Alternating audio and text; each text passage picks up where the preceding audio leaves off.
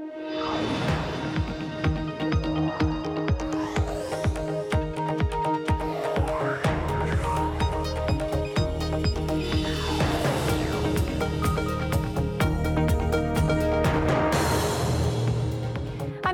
San Francisco, and this is Bloomberg Technology. Coming up in the next hour, while Bitcoin has fallen off the radar for many market watchers, demand is picking back up after a modest market bounce. We'll tell you why.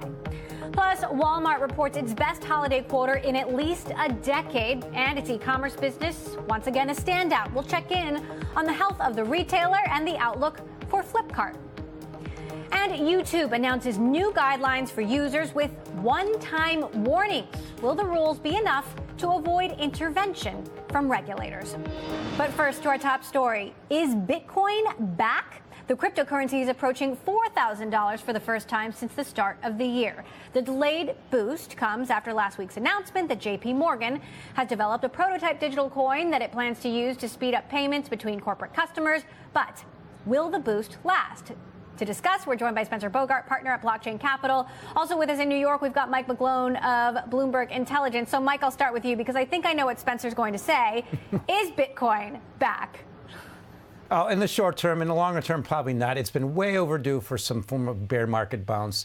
It's still working off the bear market oversold condition. But if you look at the major indicators I like to watch, NBT ratio, transactions, volatility, all these things that generally been synonymous with bottoms in the past, they show that the market's still way far away from a typical bottom you'd normally see. Spencer, I presume you'd like to disagree. Well, listen, Bitcoin never left. It's always been here. So is it back? It's definitely back.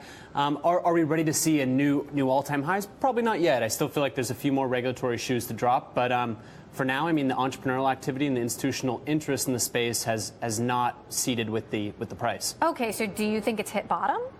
I think now's a very good time to buy. Is it the absolute bottom? I'm not sure. I mean, could be. Mike, what do you think? I mean, has Bitcoin bottomed? I think it's unlikely. It'd be nice if it is a bottom, but I think it's unlikely.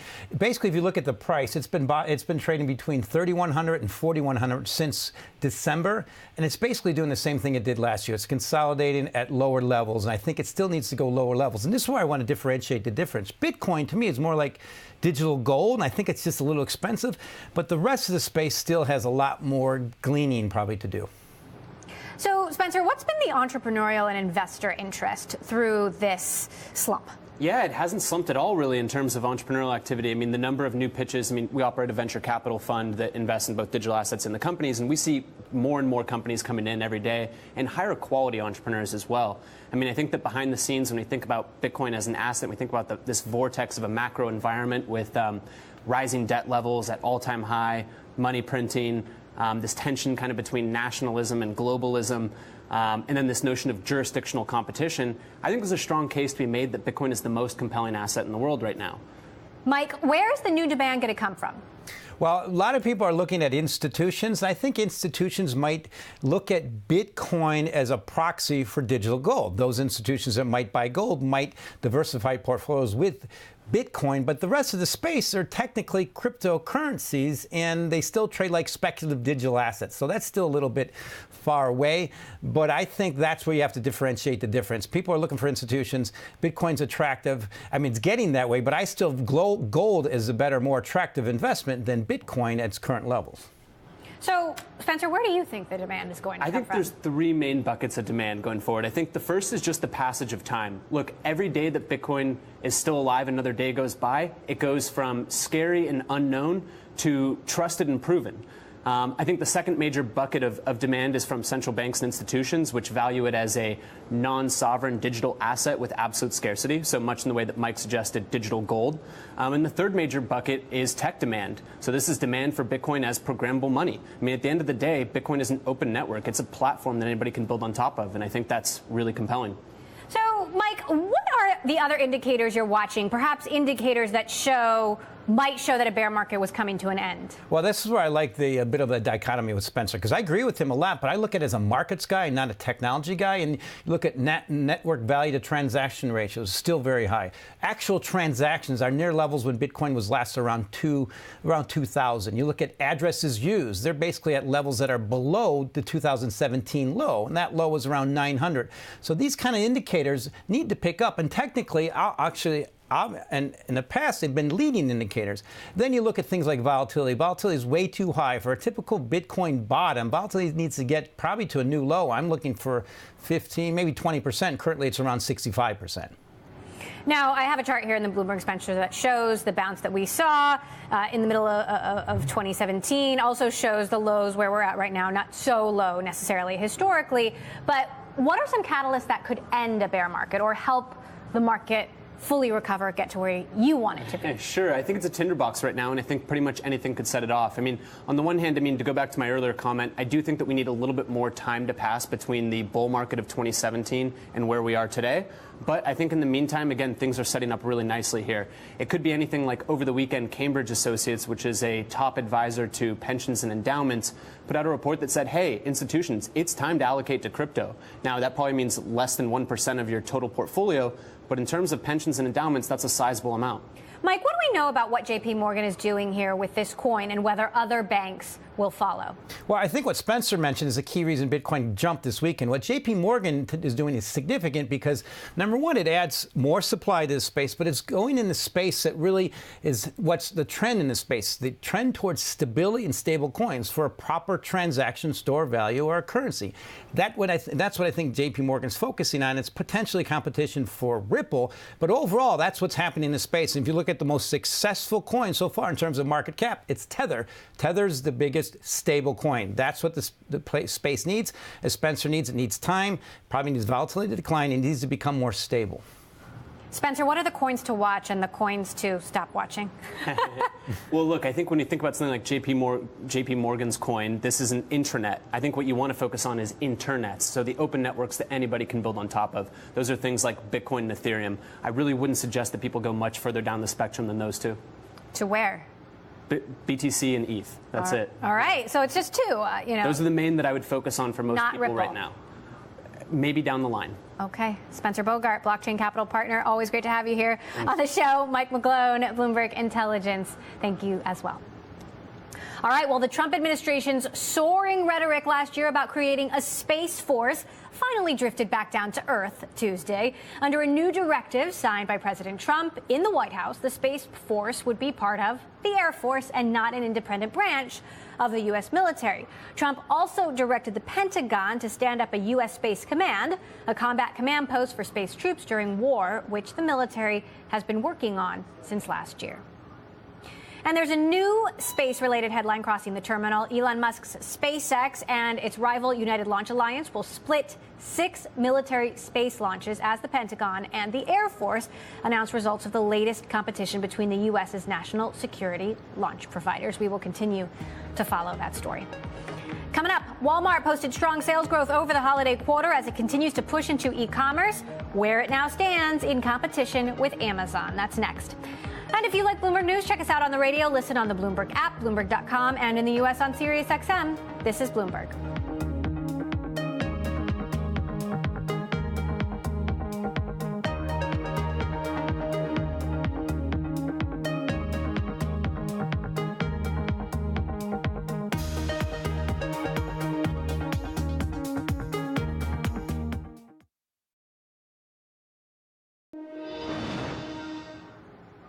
Some good news for retail. Walmart brushed off the industry's disappointing December sales Tuesday with its best holiday quarter in a decade.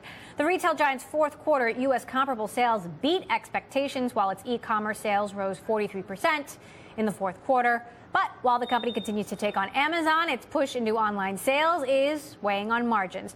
Joining us to discuss eMarketer Principal Analyst Andrew Lipsman in Chicago and Bloomberg Opinion Sarah Halzak in D.C. So, Sarah, retailers were warning about a weak December. How did Walmart avoid that?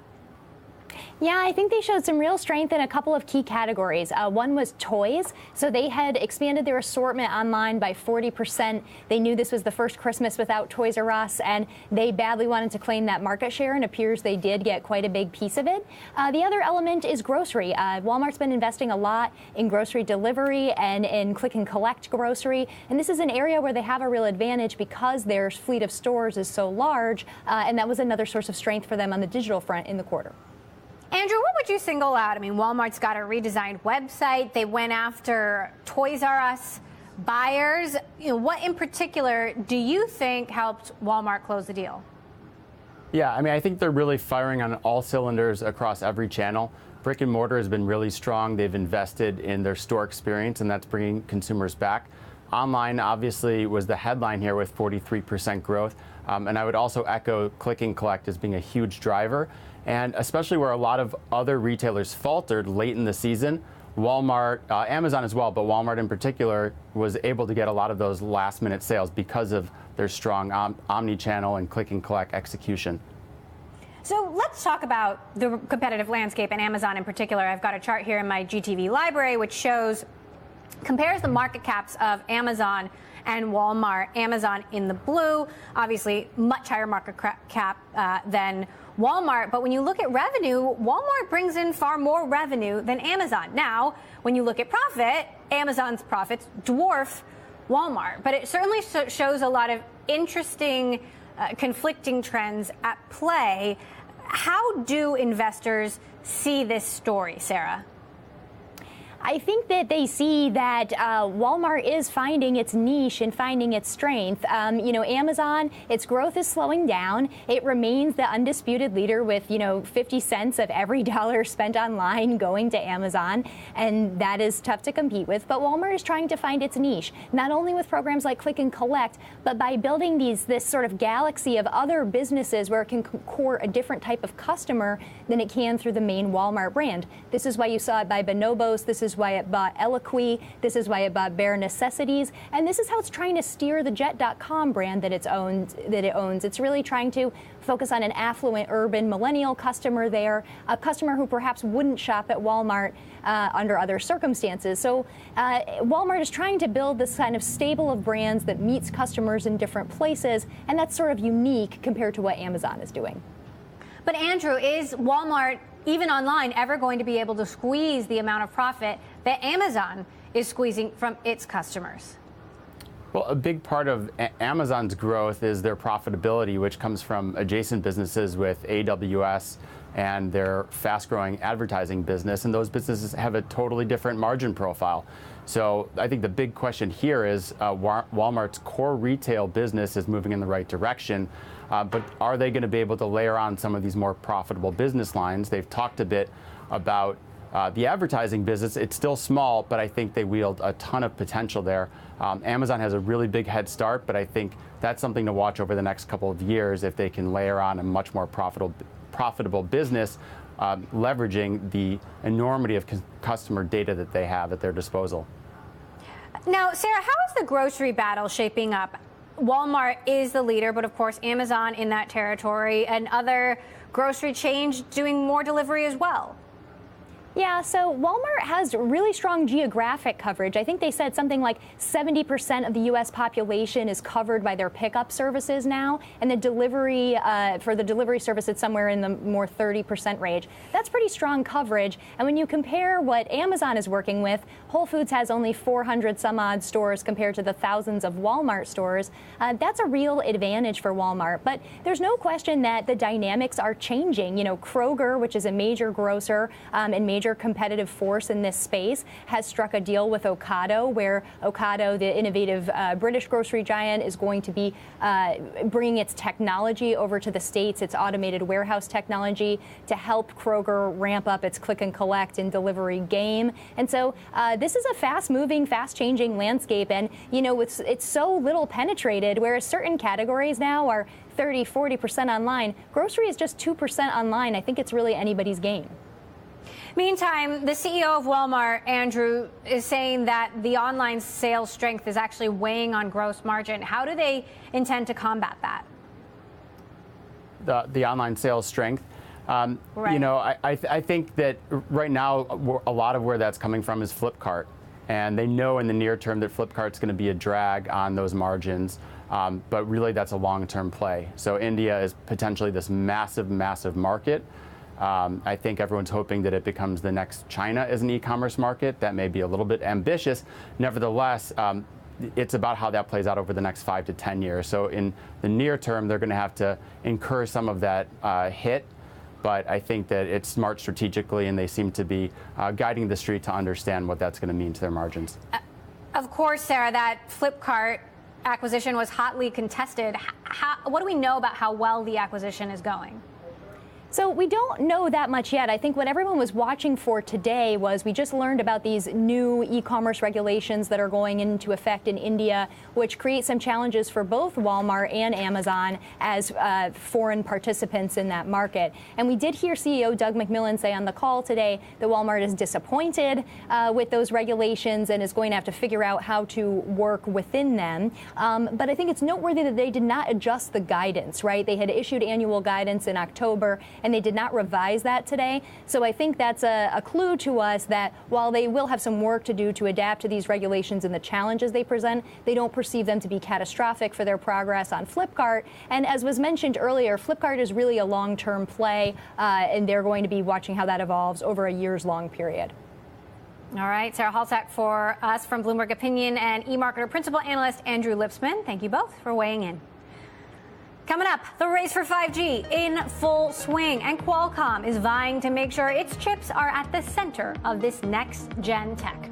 We'll discuss next. And Bloomberg Tech is live streaming on Twitter. Check us out at Technology and follow our global breaking news network TikTok on Twitter. This is Bloomberg.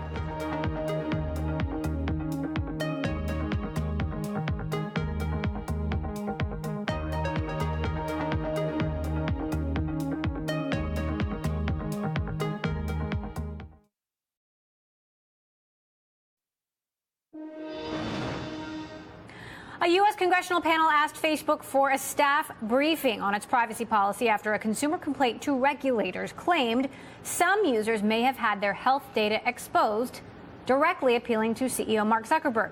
Lawmakers say a consumer complaint to the FTC claims some information shared in a closed Facebook group was accessible to people and companies that shouldn't have been in those groups. Well, as the race to implement 5G technologies continues, Qualcomm is introducing its second chip to connect to this new generation of high-speed data transfers. Qualcomm, facing increasing competition from rivals, is hoping the new chip will help avoid a repeat of what was a disappointing rollout of the previous generation's 4G chips. Here to tell us more, Bloomberg Tech's Ian King, who covers the semiconductor industry. So where did the Qualcomm chip stand?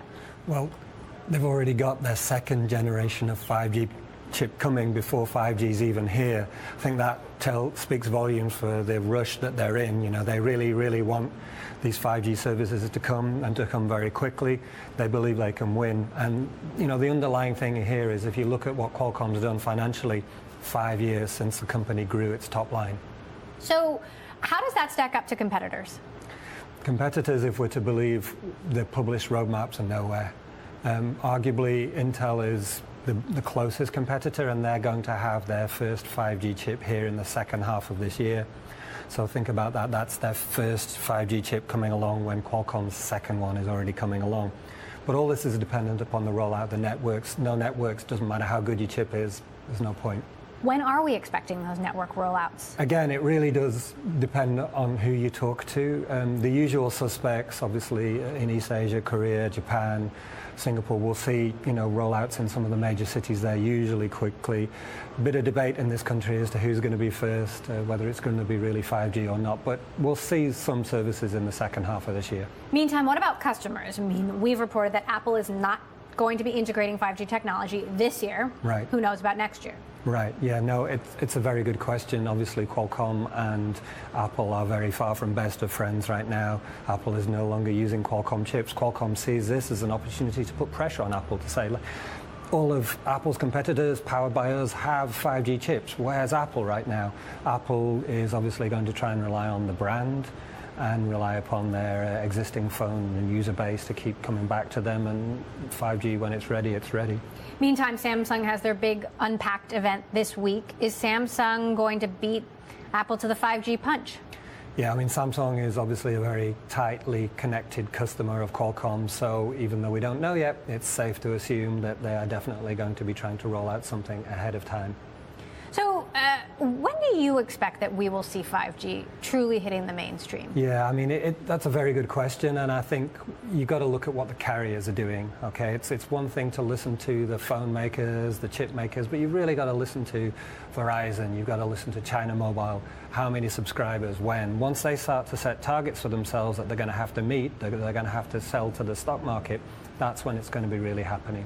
Now, speaking of a company that's not a carrier, but is a phone maker and a network equipment provider, that is Huawei, which of course is in the midst of a huge controversy. You've got the United States government banning Huawei from U.S. networks, European countries considering banning Huawei from their networks. Where does Huawei stand in the 5G race? Yeah, well, I mean, if we were to focus on Europe, which is what the story was about, I mean, that's a very good question, because if you're BT, if you're Orange, if you're Deutsche Telekom, you're reliant upon equipment makers like Huawei, like Ericsson, to do your engineering for you. So if one of your biggest partners, which Huawei has become in Europe, can't work with you anymore, or you're having second thoughts about working with them, that could potentially put you behind the 8 ball here, and it could mean that a lot of these rollouts that are supposedly planned for Europe might take longer or might cost more. All right, well, I know you will be charting the race to 5G for all of us, so thank you so much for stopping by. Ian King, Bloomberg Tech. Coming up, from infamy to internet giant, how Japan's Recruit Holdings went from $14 billion in debt to a serious challenge for the likes of Alibaba and Amazon. That is next. Plus, investment startup Titan wants to make investing in managed portfolios more accessible, and it is using in-app educational content to encourage the next generation. This is Bloomberg.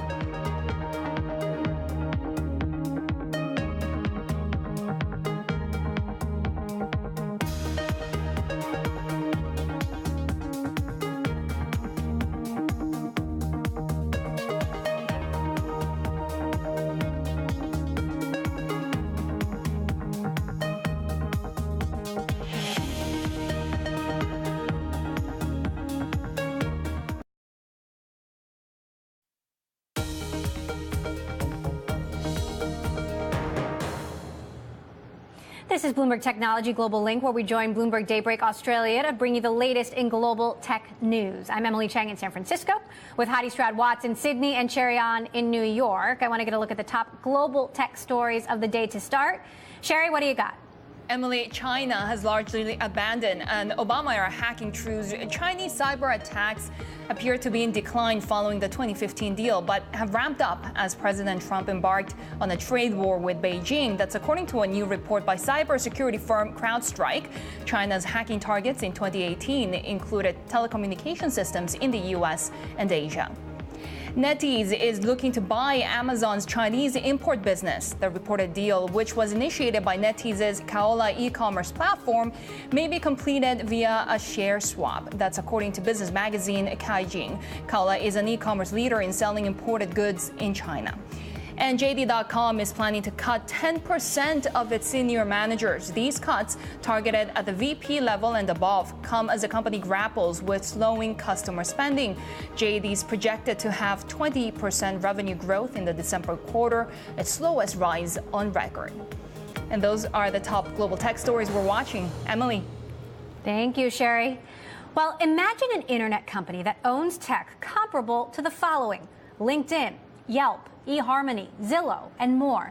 Chances are, if there was an American company with assets like that under one roof, you'd know its name. But if you've never heard of Recruit Holdings, you're probably not alone. The Japanese tech giant owns a constellation of apps, portals, and more, and currently has a valuation of $46 billion, with sights set on attracting the most consumers in the world by 2030. To discuss, we are joined by Sandra Sucher, a professor at Harvard Business School who has published a case study on Recruit. She joins us now from Cambridge, Massachusetts. Sandra, thank you so much for being here. So Recruit owns U.S. names like Indeed, Glassdoor, Japan's top dining portal, for example. Give us a little history on this company and how it got to where it is today. So the story about Recruit actually really starts with a scandal. And this is a scandal of massive proportions. The company was founded in 1960, and in around the mid-1980s, its CEO, Hiromasa Ezoe, gave shares of a stock that was about to go public in a subsidiary to about 70 government officials and high-ranking executives. News of the scandal broke in 1988, and it was a sensation. It caused the resignation of the Japanese prime minister and his entire cabinet and brought down about another 150 people with them. It is still Recruit in the school books in Japan, and in fact, the first thing that someone says when you say Recruit is they'll say, oh, the scandal. So this is how the company had a coming-of-age moment that was unlike that of most other companies. And so I think the first thing you should know about Recruit is that it has been trusted, it's lost trust, and it's learned how to regain trust. And Sandra, even in 2019, you continue to hear about these governance issues, transparency issues in Japan Inc. So I'm wondering how they managed to stage that turnaround and get past what sounds like was a pretty much an existential crisis for the company. Yeah, so what happened was the employees actually thought the company had about 6 months of life after the scandal broke, but they decided that if anybody was going to save the company, it was going to be them. So they went to all of their customers and they basically told their customers, look, our founder did this, we weren't involved, we will continue to try to serve you the way we have in the past. And they were very convincing. They were very convinced that they could still run a good business, and they lost very, very few customers. So that was the beginning of a sense of belief in themselves. They then went through a period of enormous debt when the Japanese asset bubble broke. And they also managed to pay that off, actually, as recently as 2006. So this is a company that has learned that, on the one hand, it can really do bad things, but it can really be humble and curious and extremely confident in its ability to handle difficult situations. And that's the spirit that they bring to everything that they do now. So then what is the strategy today? They also own a real estate portal. They're providing direct loans to businesses based on daily traffic. How does this all fit together? Well, they have 3 segments in their business. One is just their all of their IT businesses that are very, very involved with artificial intelligence and matching platforms for jobs. Then they've got one that is in the middle, which is where those businesses would be. And those are really, they call it their ribbon model. And so this is a model that says that they want to create value both for the consumer and for the client who's paying the money to try to be matched with the consumer. And then there's a third business, which is a staffing business for both permanent and temporary staff. And they've always had this mix in the company of being interested in trying to help people, largely around education, finding jobs, and then they've just been growing out from there. Sandra, what can we expect in terms of global ambitions or expansion ambitions? So, the company is on record as saying that they want to have the most users by 2030, which is a pretty big ambition for anyone to say. I actually think that from an ethical standpoint, it puts them on a sort of a safer path to growth than saying that they have a sales ambition to be XYZ times the number of dollars that they're making right now, because at least this is something that they pretty much have to satisfy customers if they're going to go after this kind of a way of getting bigger. So that's what their goal is. But of course, like any company, there'll be some challenges along the way. Sandra, so great to have you with us. Sandra Sucher, professor at Harvard Business School, joining us there with her case study on Recruit. We'll stick with us. There's much more ahead. This is Bloomberg.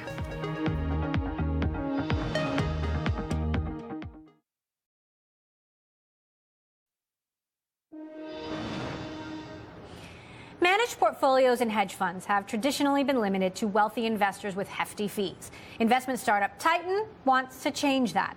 Titan chooses the best 20 stocks based on data from the most prestigious hedge funds, allowing anyone to invest for just a 1% fee.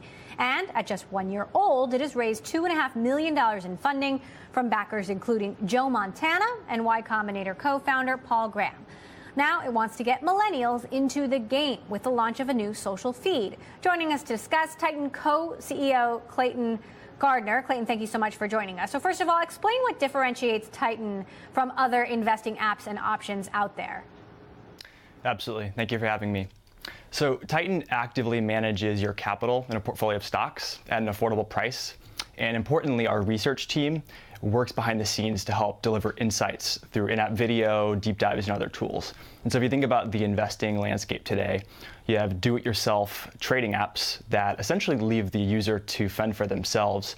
You have set-it-and-forget-it passive solutions, which essentially set-it-and-forget-it passive solutions essentially force the investor, they divorce the investor from the end portfolio, where the investor is not actually learning. And then in the middle, you have managed products like hedge funds, which again, traditionally have high fees and high minimums, and that makes them inaccessible for most investors. So in a nutshell, you can think of Titan as the modern portfolio manager in your pocket at an affordable price that keeps you in the loop on what's actually driving your portfolio. What kind of customers are you targeting? Our target customer today is a mid-career professional, someone that wants to actively participate in markets, but doesn't necessarily have the experience, time, or resources to do so. So these are investors that don't want to manage a portfolio themselves in a brokerage, but also don't want to be divorced from a portfolio and sit on the sidelines in a low-cost index fund or ETF. Now, talk to us about some of the newer features and what you think really sets you apart from some of the other options out there. Well, I think today's announcement of our home feed is an exciting step forward. I think the way we think about the investing world is people need to be better connected with how they're actually invested. If you think about the solutions today, again, there's not many managed solutions available for retail investors. Mutual funds is probably the only one that's accessible to the 97% of Americans that are unaccredited. And so I think the way we think about how a managed experience needs to work is you need to bring the content, the actual insight, the information that's driving portfolios, and you need to tie it to how the end investor is actually invested. And through traditional brokerages, you can't do that. They're basically utilities. And with passive products like index funds or traditional robo-advisors, they're invested in vanilla products, so it's really hard to get under the covers and explain what's going on. So I think you need to tie those two together, marry those two together to really deliver an experience that people want. What's the ratio of AI to humans? Because there's increasing concern that technology will be able to do this job, and you won't necessarily need humans to do it. Yeah, it's an interesting consideration. I think our view on the future is that active management in particular will be some combination, hybrid between machines, intelligence, software, and humans.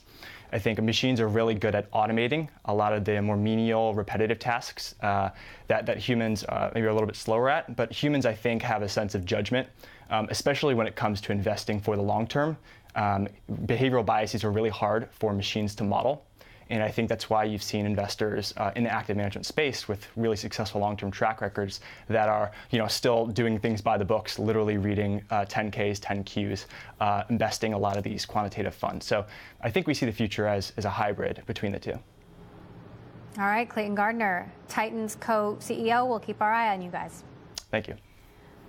All right, still ahead, Twitter is intensifying its efforts to combat disinformation and political ads by unveiling another new policy. What's different this time? We'll discuss next.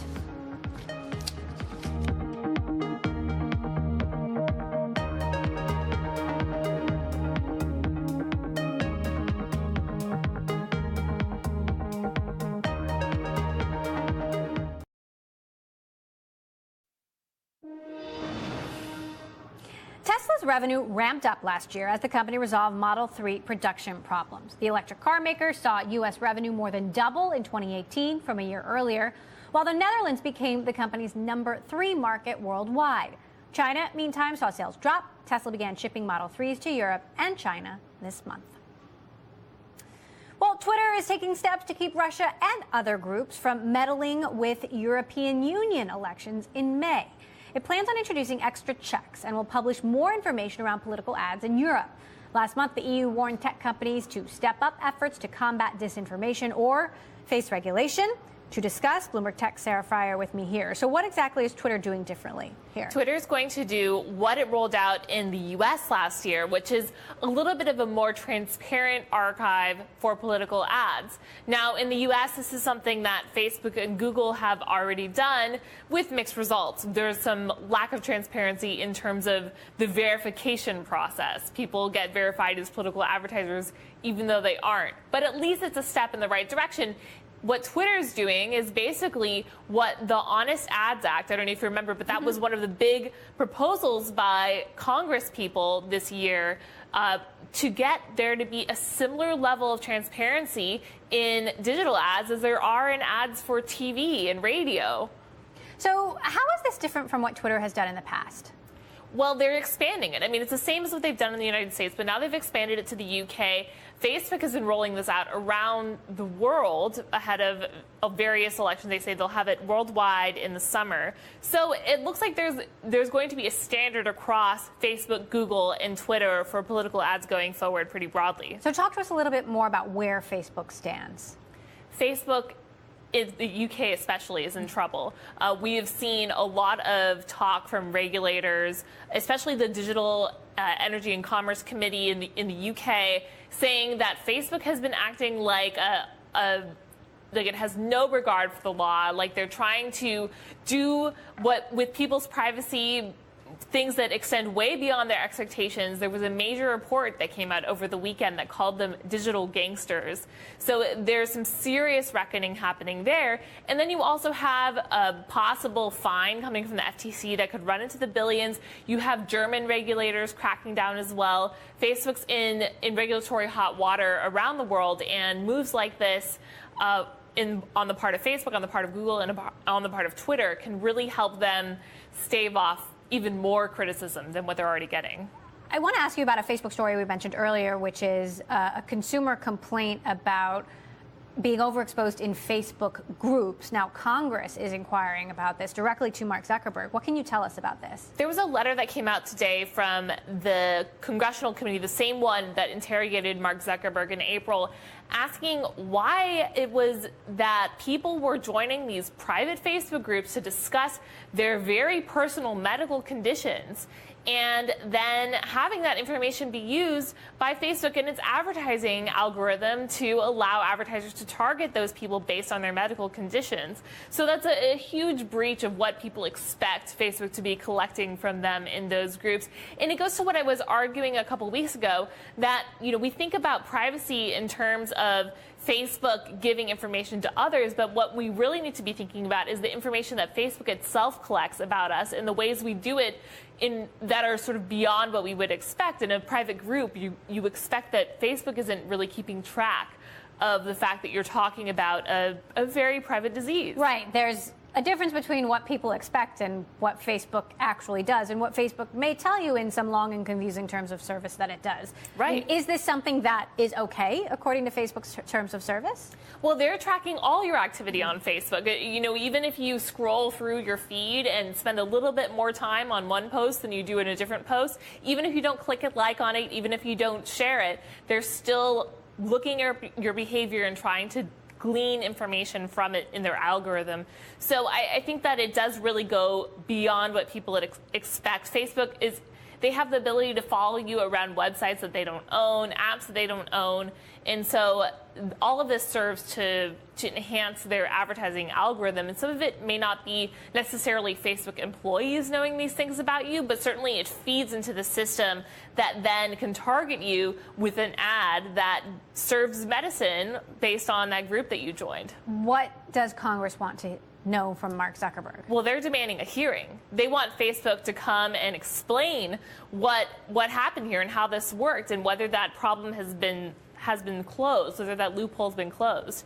And so we haven't heard a response from Facebook on this today, but it's just another example of this drumbeat that we're going to continue to hear this year of regulators calling out Facebook for going beyond consumer expectations and how they administer their product. All right, Sarah Fryer, thank you so much for that update. It's one we'll continue to follow for sure.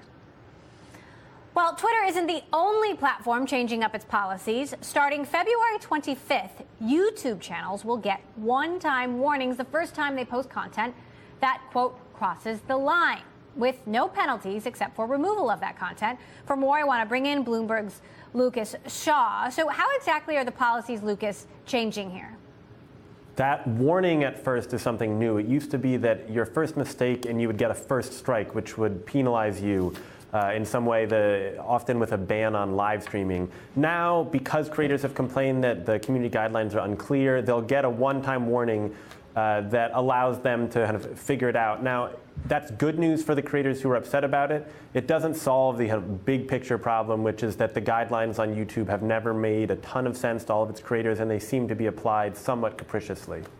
Now, YouTube is saying with these new guidelines, however, they're going to make a better effort to be more transparent and give users information when they actually pull content down. There's only one penalty that's going to be standardized across all issues, not different penalties for different kinds of violations, correct? Yes, YouTube has also adjusted the punishments with each strike. So the way this works is you get the warning the first time, then you get if you do something again, you get a first strike. That strike lasts for, I believe, 90 days. If you have another video that infringes in that window, you get a second strike, which leads to a kind of an even steeper punishment. And then with a third strike, your channel gets taken down. And it used to be that the punishments for those strikes, as you say, varied based on the infraction and the type of channel that you were. Now, YouTube's already been making some changes to the algorithm to reduce the recommendation of things like conspiracy theories, for example, which range from everything from the Earth is flat to 9/11 conspiracy theories to the Parkland students were crisis actors. How is that actually impacting engagement on the platform? Engagement across the platform, I haven't seen a dramatic change. What it does is it tends to impact individual creators or pockets of creators because YouTube just has to ingest so much video every second. And most of that is still handled with algorithms. They will dedicate human resources to kind of fixate on certain problems that are causing them headaches at that moment. But by and large, things are still handled by computers.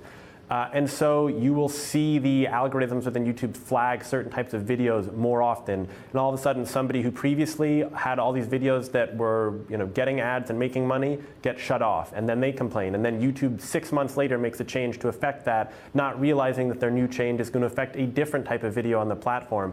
And so it's this whack-a-mole that happens where YouTube is always having to solve a problem from behind. And because it's such a large company and there's so much video, it tends to take so long to implement these problems that they kind of solve a problem from 6 or 9 months ago. Who are the main targets here? I mean, they have super prominent YouTube stars like Logan Paul, who violated policy by posting a video of someone's suicide, or PewDiePie, who's violated policy by making anti-Semitic and racist comments.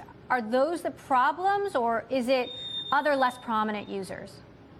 I think YouTube is definitely guarding against those high-profile problems. They also want to look after the smaller creators and find kind of all sorts of inappropriate videos.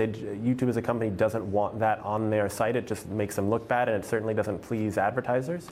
But I think mostly they're trying to come up with a policy that is consistent, that will mitigate the complaints of their creators and make it look as if they have a system that is more equitable and more reasonable, and to use their own word, more transparent. All right, Bloomberg's Lucas Shaw for us in LA. Thank you for bringing us those updates. We'll watch to see how it impacts the platform. And that does it for this edition of Bloomberg Technology. Tune into this Wednesday show. We're going to be talking about the new models and news coming out of the Samsung Unpacked event. And we are, of course, live streaming on Twitter. You can check us out at Technology and follow our global breaking news network, TikTok, on Twitter. This is Bloomberg.